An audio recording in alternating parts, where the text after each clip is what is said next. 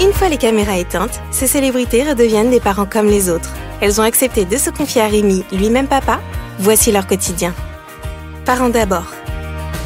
Bonjour à tous, nouvel épisode de ce podcast que vous écoutez depuis désormais 3 saisons. Merci encore pour votre fidélité. J'ai le plaisir de recevoir aujourd'hui une comédienne très populaire. Elle a été révélée dans la série Plus belle la vie où elle a joué pendant plus de 15 ans. Mais sa carrière évidemment ne se résume pas à cela. Elle a depuis intégré le casting de Section de recherche dont le final sera diffusé dans quelques jours sur TF1. Elle a également écrit un livre, participé à Danse avec les stars, joué un premier one-woman show il y a quelques années et planche actuellement sur son deuxième. Bref, c'est une artiste multicasquette que j'ai aujourd'hui à mes côtés. Il s'agit, vous l'avez reconnu, de Fabienne Cara. Bonjour Fabienne. Bonjour, merci de m'accueillir. C'est moi qui vous remercie d'avoir accepté d'être l'invité de ce podcast. Le principe, il est très simple, vous le connaissez. Je reçois à chaque épisode une personnalité qui nous raconte son quotidien de papa ou de maman, loin des caméras, avec à chaque fois une première question. Toute simple, c'est la traditionnelle question d'introduction dans ce podcast. Je la pose à tous mes invités. Est-ce que vous pouvez nous présenter rapidement et en quelques mots votre fille? Quel âge a-t-elle et comment s'appelle-t-elle? Elle s'appelle Céleste et elle va avoir 4 mois le 6 avril. Alors seulement 4 mois, donc encore toute petite, je l'ai vu, puisqu'on peut le dire, on est ici dans votre appartement. 4 mois, c'est évidemment tout petit. Question là encore toute simple, comment est-ce que vous vous sentez seulement 4 mois après cette naissance, qui est toujours un tsunami évidemment dans la vie d'une femme ou d'un homme? Alors je me sens très bien, c'est un tsunami et à la fois c'est très naturel, bizarrement. Alors je m'attendais pas à avoir un enfant, à avoir cette chance dans cette vie-là. Je disais toujours tant pis, je m'y suis prise trop tard, ça sera pour la prochaine vie, mais non, c'est arrivé. Et alors c'est à la fois effectivement un tsunami, mais ça a plus été un tsunami physique, j'ai envie de dire, parce qu'une grossesse c'est pas rien. Et oui et non, parce qu'en fait ça se passe très bien, j'ai eu la chance de récupérer au final assez vite et puis ça se fait assez simplement. J'ai la chance d'avoir ma sœur qui m'aide aussi de temps en temps pour la garder, donc ça me fait pas des contraintes énormes. Par contre oui, je suis maman solo, donc c'est quand même plus dur que je pense que s'il y avait un papa. Est-ce qu'il y a eu comme un baby blues? Parce que ça peut arriver. Est-ce qu'il y a eu des moments un peu compliqués où vous vous êtes dit ces 4 derniers mois là c'est trop difficile, je vais pas y arriver? Alors, je sais pas si on peut mettre ça sur le compte du baby blues. Par contre, je me refuse à dire que ce sont les hormones. Il y a eu un moment très difficile, effectivement, c'était à la clinique à Santa Maria à Nice. Mais je pense que c'était dur tout court parce que j'ai attrapé le Covid. Donc quelques jours avant, c'est ça, sur un tournage? Quelques jours avant le moment où je vais rentrer, juste quelques jours avant mon retour. Donc j'ai été positive la veille au soir à 22h30 et mon train était le lendemain à 9h. Donc je n'ai pas pu remonter à Paris. Je n'ai pas pu accoucher à Paris comme c'était prévu. Là où vous aviez prévu d'accoucher. Voilà, là où tout était prévu. Improvisation de dernière minute. Complètement. Donc j'étais bloquée à Nice et seule. Bon, j'étais déjà seule avant, mais là c'est encore plus seule. Et donc là ça a été très très dur, très très très très dur. Je pense que j'ai touché le fond. Pas de famille, du coup, non, pas de sœur, seule. pas de maman, pas de papa avec vous. Personne. Enfin, j'avais une amie qui habitait Nice, heureusement. Et un ami, enfin, j'ai des amis là-bas, mais c'était, c'est toujours, quand c'est des amis, c'est très rassurant, mais à la fois, c'est le néant quand même. C'est seul, pas de papa, pas de maman, pas de conjoint, personne. Et voilà, ça a été très, très, très, très dur. Et ça a été très dur aussi. Quelques jours à la clinique, j'étais seule, donc j'étais covidée. Je sais pas si ça se dit, mais en tout cas, j'avais le Covid. Donc, en isolement, et très peu aidée par les sages-femmes de par le fait que j'avais le Covid, même si j'avais aucun symptôme. Et j'avais la césarienne, donc j'ai vraiment morflé, vraiment. Après, ça a été, mais c'est ce passage-là, je sais pas si c'est du baby blues, mais en tout cas, c'était du blues tout court. Des moments, oui, compliqués. Ouais, très. Alors, Fabienne, dans l'histoire de votre parentalité, il y a une spécificité, vous l'avez dit, c'est que vous êtes une maman solo. Vous l'avez raconté notamment à nos confrères de Téléstar en expliquant, ce sont vos mots, que le papa est une personne extraordinaire, mais qui n'était pas préparée ni prête à assumer ce bébé. Alors, en respectant votre souhait de ne pas trop parler du papa, expliquez-nous comment vous avez fait ce choix, votre choix de garder le bébé quand même, malgré l'absence du père, et donc de l'élever toute seule. Alors j'étais pas prête non plus, je peux le rassurer à ce niveau-là, mais en tout cas j'ai pris ça comme un cadeau de la vie, comme un coup du destin qui me rattrape et qui me dit attends, ton destin c'est pas de ne pas être maman, ton destin c'est d'être maman et ton destin c'est vraiment une autre énergie dans ta vie.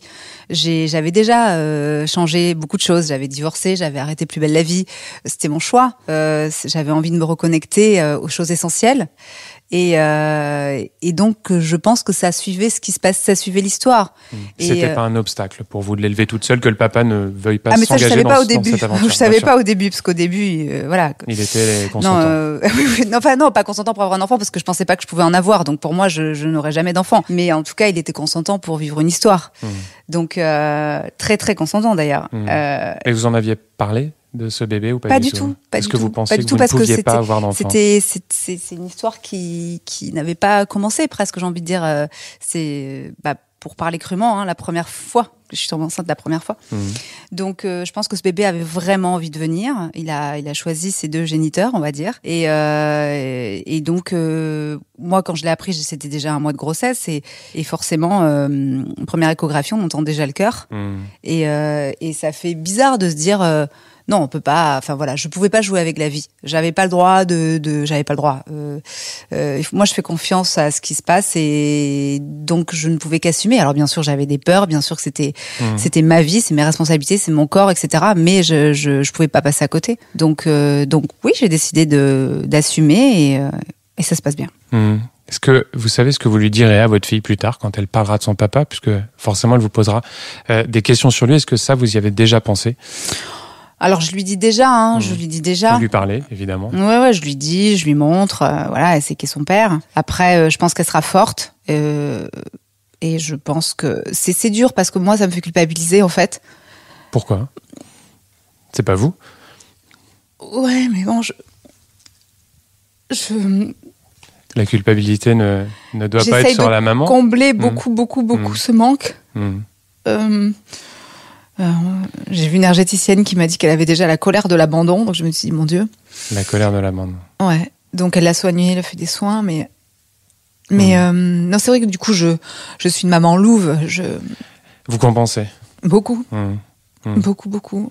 Ouais, en plus, j'ai la culpabilité de fait que j'ai fait une césarienne, j'ai la culpabilité du fait que j'ai pas allaité, donc j'ai toutes ces culpabilités-là. Le fait d'être seule à l'élever, donc je lui donne énormément d'amour. Le papa ne prend pas de nouvelles, n'a pas souhaité prendre de nouvelles. Fabienne, vous dégagez, c'est moi qui le dis, cette image de super maman, de femme très très forte, malgré ses quelques larmes, mais c'est aussi ça, une discussion. Une super maman, justement, quand vous êtes avec elle, vous dites, vous compensez, vous mettez les bouchées doubles, vous la faites rire, vous avez une personnalité fantasque. Racontez-nous un petit peu comment vous êtes avec Céleste, dans l'intimité, quand vous êtes avec elle. Ouais, je pense que je suis une maman un peu rock'n'roll, mais à la fois très très très louve, très douce, très très présente. C'est vrai que dès que je pars un tout petit peu, que je la laisse peu à ma sœur, mais dès que je la laisse, je culpabilise. J'essaye de m'en occuper au maximum, donc j'essaye de compenser comme ça, d'être très très présente. En fait, je parle comme une adulte en fait. Après oui, je la fais rire, voilà, mais elle est très souriante, elle est très douce, elle est très gentille, elle est très cool. Je l'ai vue, elle a pas l'air d'être très difficile. Vous l'avez sortie de la voiture, elle n'a rien dit, elle a continué de dormir. Elle est super cool et je pense que des fois je lui dis, tu sais Céleste, là ne pleure pas parce que on doit faire ça. Voilà, des fois quand je me prépare, en fait, des fois elle est en silence, des fois je sens qu'elle galère sur des trucs, mais elle est en silence. Elle sent que c'est pas toujours facile pour moi, donc je sens qu'elle est vraiment très gentille. Alors cet enfant, c'est un don du ciel, un enfant que vous n'attendiez pas. Vous nous l'avez dit, que vous avez eu à 42 ans, et c'est d'ailleurs pas un hasard si vous l'avez appelé Céleste. J'étais obligée. Ça s'est imposé. J'étais obligée. C'est exactement. Quand j'étais plus jeune et que je m'imaginais avoir un enfant, j'avais jamais pensé à un prénom comme ça. Mais là, c'était évident qu'il fallait que je lui donne quelque chose de divin et à sa hauteur. Et effectivement, quand elle est née, ce prénom était fait pour elle. Vous aviez des difficultés médicales à avoir un enfant, notamment en raison de fibromes. Ça, vous l'avez déjà raconté d'ailleurs. Alors ça, je trouve ça dingue. Beaucoup de médecins vous avaient dit que vous alliez devoir recourir à des aides médicales comme la FIV pour tomber enceinte. Et pourtant, c'est la nature, vous nous l'avez dit, qui a très bien fonctionné toute seule, sans aide extérieure. Est-ce que vous pensiez sincèrement que c'était encore possible de devenir maman, ou bien vous aviez tiré une croix dessus? J'avais tiré une croix dessus. Vraiment? Pour vous, c'était vraiment impensable? Ça fait très très très très très longtemps. Ça fait 12 ans que je prenais plus la pilule. J'ai été mariée 6 ans, enfin 7 ans avec le divorce, mais 6 ans. J'ai eu des compagnons longtemps, 2-3 ans. Je ne suis jamais tombée enceinte. Et puis voilà, il y a l'âge aussi, même si j'avais l'impression que j'avais 28 ans, je ne l'avais plus. Voilà, donc et puis oui, après la médecine qui me dit, il y avait une gynéco qui me dit, si vous voulez un enfant, il faut vous y mettre tout de suite et ça va être long et c'est pas sûr que vous y arrivez. Mais ça, c'est il y a déjà 2-3 ans qu'on m'avait dit ça. Il faudra vous faire peut-être aider. Voilà, mais moi, j'ai pas du tout envie de forcer la nature. En fait, j'étais pas assez prête et consciente du monde dans lequel on vit. Donc, je voulais pas mettre un enfant à tout prix au monde, dans ce monde-là. Et j'étais pas prête. J'avais beaucoup de peur. Et puis, c'est surtout que j'étais célibataire. Quand on arrive à 40 ans dans le confinement célibataire, on se dit, ça va être compliqué d'avoir un enfant. Donc j'avais un compagnon à l'époque, mais il était habité aux États-Unis, donc c'était très compliqué. Et donc non. Et puis après j'étais célibataire et confinée. Et donc je me suis dit ça sera pas dans cette vie-là. Et puis même si je rencontrais quelqu'un, il aurait fallu qu'il prenne conscience de mon âge, qu'il prenne conscience des difficultés que j'ai d'avoir un enfant. Enfin, ça faisait des discussions complètement compliquées, voire impossibles. Donc je dis voilà, tant pis, je me suis réveillée trop tard, c'est pas grave. Et il a fallu d'un soir. Voilà. J'imagine que votre grossesse a dû quand même être particulièrement surveillée, vu votre âge, hein, sans vous faire offense évidemment Fabienne, mais on en parle, on se dit tout évidemment. C'est toujours plus à risque, une grossesse à plus de 40 ans. Comment ça s'est passé ces 9 mois? J'imagine que les premiers mois étaient forcément très stressants. Non, parce que moi, c'était que du plus de toute façon. Donc, j'ai voulu préserver mon enfant et l'éloigner de tout stress, déjà jusqu'aux 3 mois, pour voir si l'embryon était, si tout se passait bien. Et en fait, le bébé était en très bonne santé. Et moi aussi, j'ai eu une grossesse vraiment très, très simple, très, très facile. Sauf que j'avais l'impression de pas avoir assez de peau sur le ventre. Mais à part ça, j'étais allergique à rien, j'étais immunisée contre tout, j'ai pu même manger des sushis crus, à part du vin, et fumer, je fume pas, donc ça va. Mais non, j'ai une grossesse de jeune fille, vraiment, tout allait très très bien tout le temps, et j'ai pas été plus suivie que ça. D'accord. Non, vraiment, tout allait très bien. J'ai des copines beaucoup plus jeunes qui ont eu beaucoup plus de difficultés pendant leur grossesse. Vous avez quand même attendu pas mal de temps avant d'en parler publiquement, hein. Je crois que vous étiez enceinte de 6 ou 7 mois. Ça, c'était pourquoi? C'était pour être sûr que, évidemment, le bébé était en bonne santé. C'était une superstition. Il y a un peu de ça, puis moi aussi, qui n'étais pas prête. Ah oui. De par ma situation et de par mon chemin personnel, il y avait beaucoup ma situation factuelle était que c'était compliqué et je gérais aussi tout ça et puis moi je m'y attendais pas. Donc en fait il a fallu vraiment que je m'y prépare, que je l'accepte, que je me rappelle au Festival de Monaco, j'étais déjà enceinte de 3 mois, j'avais mis une gaine. Personne n'avait vu. Personne ne doit savoir. Non, mais en fait, j'étais pas prête. J'étais pas prête à en parler. Est-ce qu'il y avait cette peur de dire je vais être une maman solo? Est-ce que ça aussi c'était une peur? Ouais, bien sûr. Parce que dans le regard des gens, forcément, il peut y avoir. Forcément, quand on est enceinte, les gens vont nous poser la question, c'est qui le père? Et c'est arrivé. Et j'avais tellement peur de ça aussi, tellement pas envie d'affronter ça, que j'ai retardé au maximum pour en parler. Et c'est dur en fait, c'est une honte en fait de pas pouvoir dire qui est le père, de se dire que lui ne veut pas de cet enfant. C'est honteux en fait. On en revient encore à ce mot de culpabilité alors qu'il ne devrait pas. Mais oui, mais vis-à-vis de sa famille, quand on va dire à ses parents et à ses cousines et à son oncle, sa tante et ses grands-mères, je suis enceinte. Ah bon, de qui? Je peux pas te dire. C'est une catastrophe. Parce que vous n'avez pas souhaité dire l'identité également à vos proches. C'est la personne qui ne veut pas. Donc je respecte en fait. Bien sûr. Elle vous a dit je ne veux pas évidemment. C'est clair, je pense, pour elle. Ouais. Et vous êtes en contact avec elle ou plus du tout avec cette personne? Très très peu.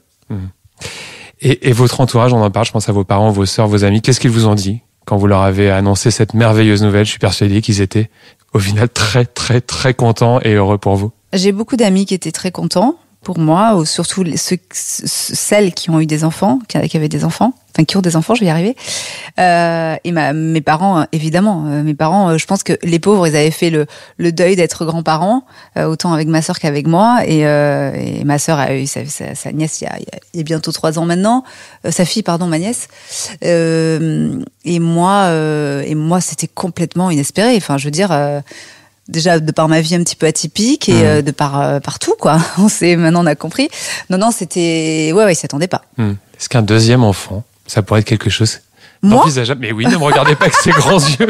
Un deuxième don du ciel dans une situation qui vous appartiendrait. Tout le monde me dit ça, mais franchement, je sais pas si je supporterai une deuxième grossesse. C'est super dur la grossesse. Et la césarienne, ça a été compliqué. Et ouais, c'est long à s'en remettre quand même la césarienne. Alors franchement, je regrette pas du tout parce que j'ai accouché toute seule, donc une césarienne seule c'est gérable, mais accoucher toute seule, je crois que ça aurait été très très dur. Donc une césarienne, bon c'est comme une opération, hein. Voilà, on subit, on attend et voilà. Mais accoucher seule, je pense que ça va être très violent. Donc je regrette pas, mais c'est vrai qu'il faut s'en remettre. Et après, il y a des femmes qui adorent être enceintes, hein, mais après je pense pas que je vais retomber enceinte. Hein. Je pense pas. Allez, j'en reviens à votre vie de maman solo, de super maman. Il y a une particularité, décidément vous êtes très particulière Fabienne, c'est que vous avez choisi de vivre avec donc votre sœur et votre beau-frère qui ont eux aussi une petite fille, Victoire, hein, on en a parlé, un appartement que vous avez d'ailleurs acheté sous l'œil des caméras de M6 dans l'émission de Stéphane Plaza, un appartement, je l'ai dit, où je suis avec vous en ce moment pour enregistrer ce podcast. Alors c'est de l'audio évidemment, hein, on va pas montrer d'image, mais si vous deviez le décrire à ceux qui nous écoutent là en ce moment, comment vous le feriez? Il y a 2 espaces, et chacun à son coin. C'est un appartement en L. Moi, je suis dans le bas du L. Ouais. Et j'ai mes 2 chambres qui sont autour autour de la pièce de vie. Et dans l'autre partie du L, au fond du L, il y a la partie de ma sœur, mon beau-frère et ma nièce. Et voilà, et qui tout tourne autour des pièces de vie. Et ça se passe très bien. On a la chance d'avoir un petit extérieur. Et c'est vraiment un appartement familial qui nous permet d'avoir chacun notre intimité, et à la fois d'être proche et de pouvoir surtout se soutenir pour les enfants. Donc ça, effectivement, l'entraide au sein de cet appartement. Vous aidez votre sœur, elle vous aide pour la garde des enfants. Oui, ça nous permet d'avoir quelqu'un de sous la main pour pouvoir, sans avoir besoin d'appeler une nounou, et d'avoir quelqu'un sous la main au dernier moment, si on a un imprévu. Alors vous êtes très proche de votre petite sœur Carole, en toute sincérité. Est-ce que son mari, donc votre beau-frère, n'en a parfois pas un petit peu marre de cette fusion entre vous deux? Parce que c'est quand même pas banal de vivre avec sa belle-sœur et sa nièce. C'est pas banal, mais je pense que... il faudrait lui demander à lui, mais non, mais de toute façon, il savait avant un petit peu à quoi, là où il mettait les pieds, et puis à la fois, lui nous aide aussi beaucoup pour garder les petites quand on a besoin, si des fois on a besoin de sortir toutes les deux. Moi, je peux leur garder Victoire aussi s'ils ont besoin d'aller faire une course tous les deux. Enfin, on en profite tous les 3 en fait. Donc non, je pense qu'il vit pas si mal. Puis il travaille aussi, donc des fois il prend l'air. Alors un mot sur le quotidien de Céleste, elle a 4 mois, donc est-ce qu'elle a une nounou? Est-ce qu'elle va à la crèche ou bien c'est vous qui la gardez tout le temps? Ah non, mais certainement pas. Non, ça va pas du tout. Non, je la garde 24 heures sur 24. mais Fabienne, faudra couper le cordon à un moment? Non, ça va. Je vous regardez avec des grands yeux. Non, mais déjà je la laisse de temps en temps à ma sœur, mon beau-frère, c'est bien. Mais vous n'envisagez pas de la laisser à une... Jamais de la vie. Même dans quelques mois, quand elle sera un petit peu plus grande, jusqu'à ses 3 ans, donc jusqu'à l'entrée à l'école, elle sera avec vous. Oui, après je ferai peut-être comme ma sœur, elle l'a mis cette année là en garderie, 3 matinées par semaine. Donc ça c'est pas mal parce que ça permet aux enfants de sociabiliser et d'être avec d'autres enfants. À l'approche de l'école maternelle. Voilà, ça fait une petite passerelle. Mais quand on est comédienne comme vous, évidemment, on a un quotidien professionnel parfois un peu rock'n'roll avec pas mal de déplacements. Donc pour un tournage, par exemple, comment vous faites, comment vous allez faire? Donc, si c'est un tournage à Paris, je le laisserai à ma sœur. Si c'est un tournage en province, je prendrai une nounou sur place. D'accord, donc vous l'emmènerez avec vous sur les... Oui, je pense, oui. Après, je m'adapterai en fonction de la durée, du lieu. Je pourrais la laisser à Paris avec ma sœur ou je pourrais la prendre avec moi et prendre une nounou sur place. Non, vraiment, je m'adapterai. Alors, un petit mot sur l'éducation, vu que le papa, on l'a compris, n'est pas présent. Est-ce que vous dites parfois que votre fille va manquer d'une figure paternelle ou ça, vous vous en moquez? Non, je m'en fiche pas du tout. Non, pas du tout. Déjà, je suis la présence de son oncle, qui est quand même une présence masculine. Et puis après, je compte pas rester célibataire toute ma vie. Non, je pense qu'un homme prendra la place du papa sans problème et il suffit qu'il ait le cœur assez grand pour nous aimer toutes les deux. Bien sûr que je veux qu'elle ait une présence masculine, évidemment. Donc ça, c'est important pour vous qu'il y ait un homme dans le foyer. très important dans le foyer ou dans sa vie, qu'elle voit de temps en temps un homme, qu'elle ait des bras d'homme avec elle, qu'elle ait la voix d'un homme, c'est très important. Moi, je crache pas sur les hommes et le girl power. Non, on est forte, mais notre force féminine a ses limites. Alors, ce bébé, est-ce qu'il aurait pu arriver au moment où vous étiez dans Plus belle la vie, où vous étiez à l'époque trop concentré sur votre carrière? Impossible. Impossible. Parce que je travaillais trop, j'étais trop dans la performance, trop dans le travail, je dormais peu, j'étais... Non, c'est vraiment... La carrière était votre priorité? Oui, et puis c'est quand même prenant. Enfin, je veux dire, les allers-retours. Je pense qu'il y avait forcément un blocage. Et puis, c'est après que j'ai vraiment pris conscience qu'il fallait que je me calme, qu'il fallait que j'arrête, qu'il fallait que je me reconnecte aux choses essentielles de la vie et que j'arrête de croire que se promener en forêt, c'était une perte de temps, parce que pour moi, chaque moment où je ne travaillais pas était une perte de temps. Donc, je ne savais pas me poser sur un transat, lire un livre. J'ai toujours un peu de mal d'ailleurs, mais j'étais vraiment une hyperactive. Donc, je ne savais pas faire des choses simples de la vie, sans avoir l'impression de perdre mon temps ou de faire n'importe quoi. Donc, je pense que c'était impossible. Après, je suis tombée enceinte 4 mois après que j'ai arrêté Plus belle la vie, quasiment jour pour jour. Donc, je pense que non, à 2000%, j'aurais jamais pu tomber enceinte. Et votre ex-mari, avec qui vous avez été marié pendant 7 ans, est-ce que lui voulait un enfant? Est-ce que ça, c'était une discussion que vous aviez? Non, il voulait pas. Il voulait pas d'enfant. Vous aviez eu cette discussion? Oui, mais j'en voulais pas spécialement non plus, donc c'était pas un sujet. Allez, quelques mots pour finir sur votre actualité professionnelle. Je le disais, dans quelques jours, c'est le final de section de recherche sur TF1. Est-ce que vous avez aujourd'hui d'autres projets de fiction? Est-ce qu'il y a des tournages prévus dans les prochains mois, chère Fabienne? Alors oui, il y a des tournages prévus, mais c'est encore en discussion sur certains points. J'ai aussi reçu des scénarios d'ailleurs que je suis extrêmement en retard pour lire. Ça serait plus des tournages à l'étranger. Voilà, rien de très concret à ce jour. Et vos envies, elles se situent aujourd'hui, on parlera dans quelques instants du One Woman Show, mais en termes de fiction, de comédie, elles se situent à la télévision, au cinéma, sur les planches? Alors mes envies, j'en ai plein. Ouais. Alors j'ai évidemment envie de tourner au cinéma.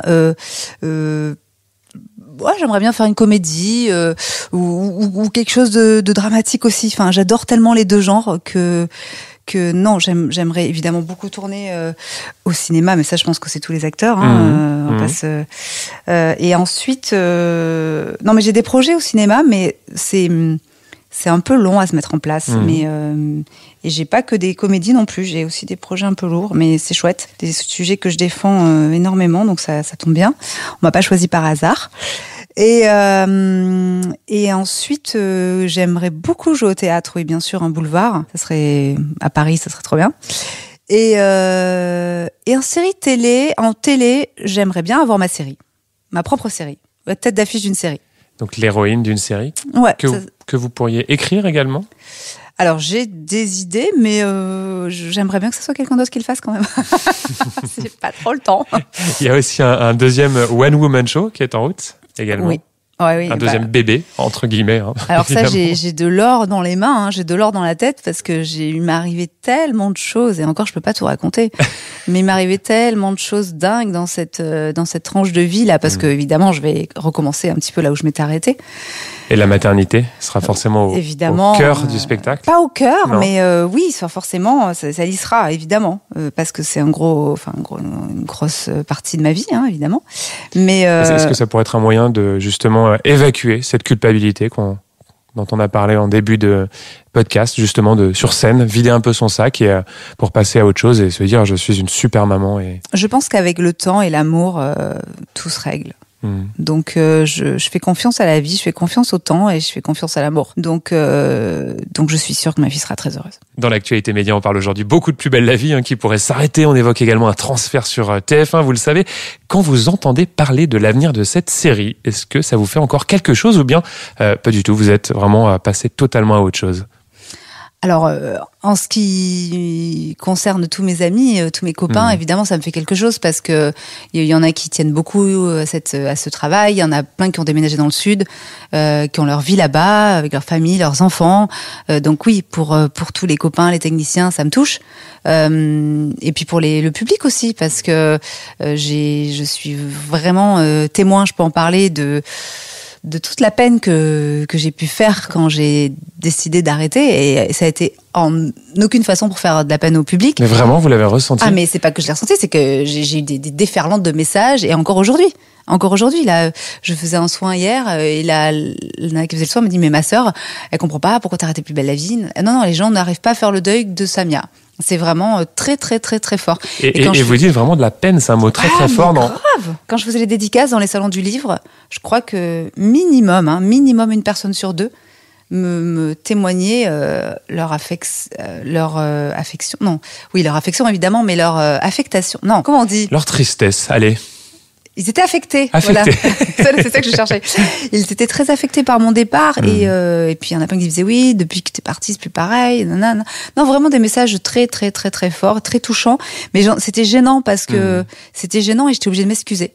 De partir de la série. J'étais obligée de m'excuser d'être partie, mais j'aurais dit, voilà, je suis désolée, ça faisait 15 ans et demi, j'avais besoin de vivre un petit peu pour moi, j'avais besoin de souffler un petit peu, et je suis vraiment désolée, mais j'étais en train de m'excuser. Et donc, moi, perso, oui, j'ai tourné la page parce que c'était ma propre décision. Mais on vous renvoie quand même, encore, parfois, à cette série. Ah oui, mais ça c'est normal, parce que les gens, j'ai fait partie de la vie des gens pendant 15 ans et demi, tous les jours j'étais chez eux. Pour eux, ils ont l'impression de me connaître, ils ont l'impression que je suis un peu à eux. Donc, vous la montrerez à Céleste, cette série? Je sais pas. Je sais, oui, des extraits peut-être. J'ai pas pensé. Et tiens, question après la naissance de Céleste, puisqu'on en parle, est-ce que vous avez envoyé un faire-part à Stéphane Hénon, votre ancien partenaire de Plus belle la vie, avec qui vous étiez d'ailleurs en couple dans la série? Alors, j'ai pas envoyé un faire-part, mais je lui ai envoyé le fait qu'elle était née. Mais j'ai toujours pas fait le faire-part, hein, c'est grave. Hein. Il faut vraiment que je lui mette... 4 mois après, vous avez encore ouais, il faut vraiment que je lui mette... 6 mois. Je sais pas, mais j'y ai pensé il y a 2 jours. Là, je me dis vraiment, je suis pas à la hauteur là. Il faut vraiment que je fasse son faire-part. Mais oui, il y a pas de règle, c'est pas grave. Même si il est prêt dans 1 mois, 2 mois, 3 mois, c'est pas la Terre ne va pas s'arrêter pour ça. L'essentiel, c'est d'avoir un souvenir avec des photos d'elle quand elle était bébé. Allez, pour conclure ce podcast, j'aimerais vous laisser le mot de la fin. Chère Fabienne, imaginons, alors c'est toujours un peu émouvant, mais c'est une séquence que j'aime beaucoup à la fin de ce podcast, que dans quelques années, Céleste tombe sur ce podcast. Écoute la discussion que l'on vient d'avoir.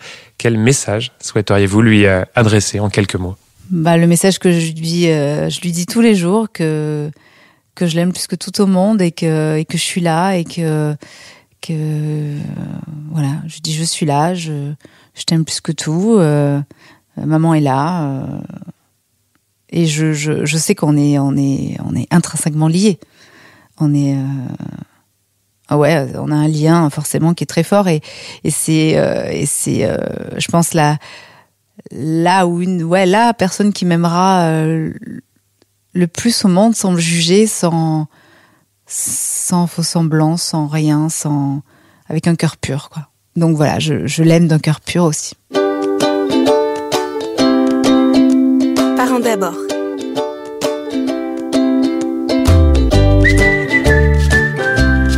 Et je rappelle que vous pouvez retrouver ce podcast sur Deezer, Spotify, Apple Podcast et toutes les plateformes de podcast.